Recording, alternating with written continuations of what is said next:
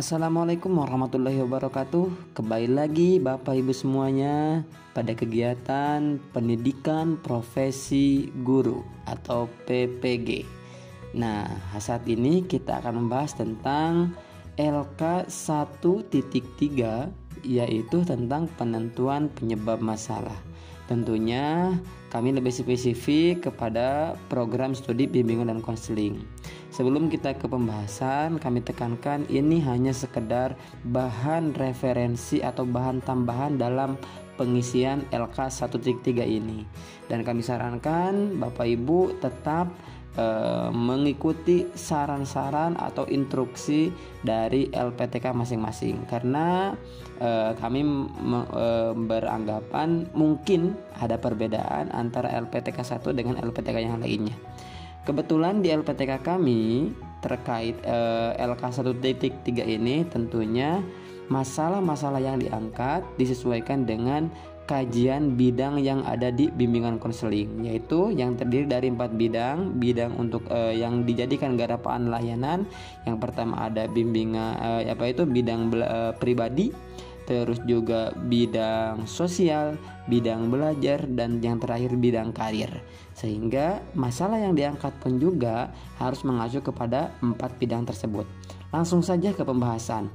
Di sini ada 3 kolom yang harus kita isi, yang awalnya kosong. Nah, di sini hasil eksplorasi penyebab masalah. Tentu ini disesuaikan dengan masalah yang akan kita angkat. Yang pertama, ini kebetulan kami masukkan kepada masalah pribadi, yang mana kami mengangkat kebutuhan kesadaran beribadah. Nah, kenapa kebutuhan diangkat, kesadaran beribadah ini diangkat? Karena kalau pandangan kami menurut SKKPD, standar kompetensi kemandirian peserta didik, kesadaran beribadah ini merupakan landasan religius peserta didik. Makanya ini juga perlu dilihat.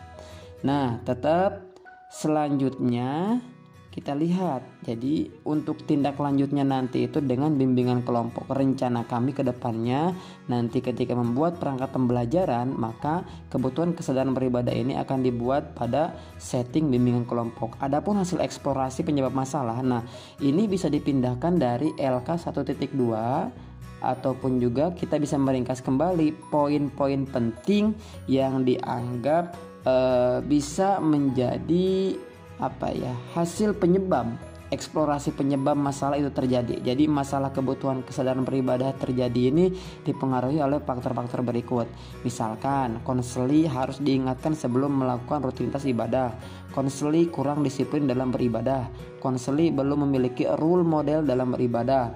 Terus selanjutnya ada konseli terpengaruh ajakan teman, tingkat usia remaja mempengaruhi kesadaran beribadah, motivasi untuk beribadah, kesadaran diri, kebutuhan beribadah, motivasi orang tua dalam mendukung agar siswa ataupun juga konselinya itu memiliki kesadaran beribadah, dan juga kedisiplinan guru menanamkan kedisiplinan ibadah, pergaulan, dan lingkungan tempat tinggal.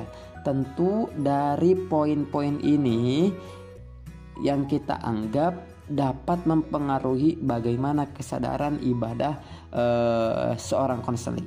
Terus di kolom selanjutnya akar penyebab masalah.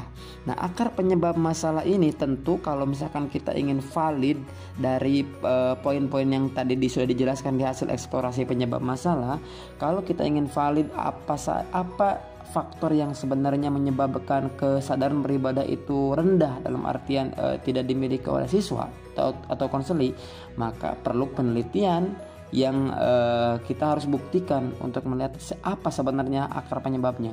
Tapi kalau misalkan itu semua dilakukan, kayaknya tidak akan cukup waktunya, karena ini kita untuk mengisi LK ini perlu deadline waktu yang sudah ditentukan tentunya. Nah, oleh karena itu mungkin tips dari kami salah satunya bisa menggunakan pendekatan-pendekatan yang ada di konseling. Tentunya di dalam bimbingan dan konseling banyak teori-teori untuk melihat masalah suatu konseling itu jika ditinjau dari teori-teori yang ada dalam konseling. Maksudnya satu teori dengan teori yang lain akan berbeda melihat atau dikategorikan suatu perilaku atau suatu sikap itu sebuah masalah atau tidaknya.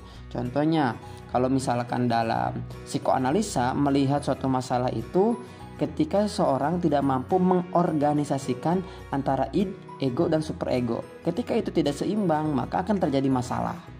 Nah, terus selanjutnya misalkan dalam belajar. Belajar itu kan identik dengan bagaimana siswa atau konseli belajar sesuai dengan aturan dan menghasilkan sebuah sikap yang sesuai dengan aturan juga.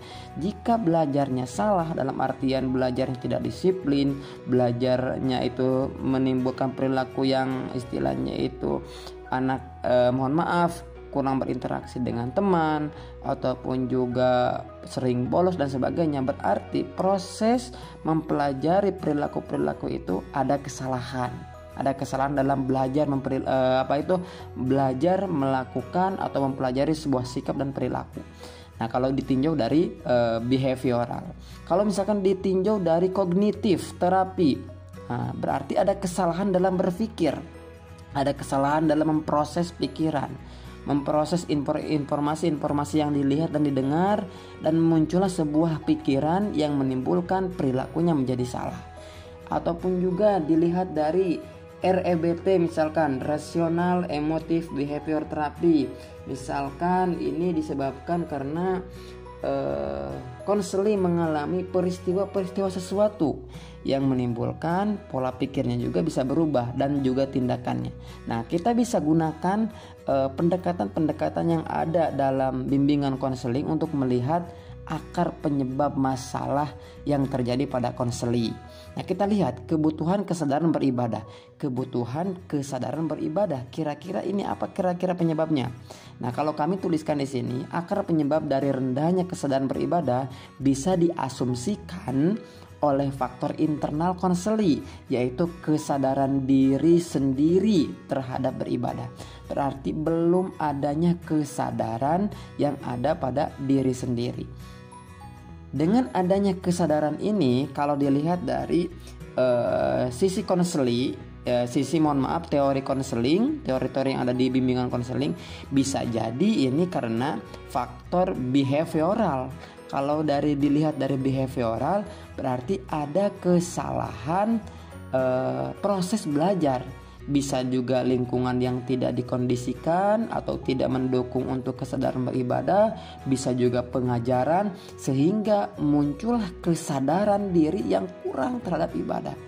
Jika kesadaran diri kurang terhadap ibadah, jelas akan mudah terpengaruh oleh teman, oleh lingkungan, yang mana lingkungan itu tidak mendukung terhadap kesadaran beribadah.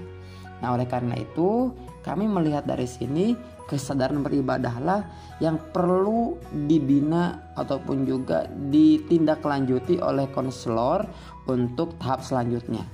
Nah, di analisa akar penyebab masalah ini, jadi kita bisa tuangkan bahwa akar permasalahan tersebut itu mempengaruhi tentang kesadaran beribadah. Contohnya di kami, dari akar masalah yang mempengaruhi rendahnya kesadaran beribadah siswa dapat diinterpretasikan bahwa faktor yang berasal dari diri konseli seperti kesadaran diri mempengaruhi bagaimana individu itu melihat kesadaran dalam beribadah.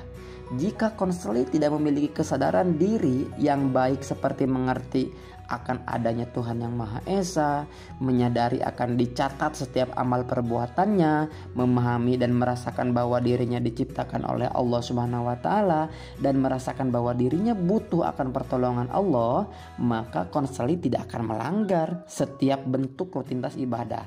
Bahkan dirinya akan menjadi seorang yang taat dan patuh walaupun tidak ada paksaan untuk menjalankannya, karena ibadah sudah melekat dan merupakan kebutuhan dalam hidupnya. Nah, sekali lagi teman-teman, Bapak Ibu semuanya, yang paling penting untuk melihat akar dari penyebab masalah itu, kita bisa menggunakan teori-teori yang ada pada bimbingan dan konseling. Itu juga untuk memudahkan kita untuk tindak lanjutnya.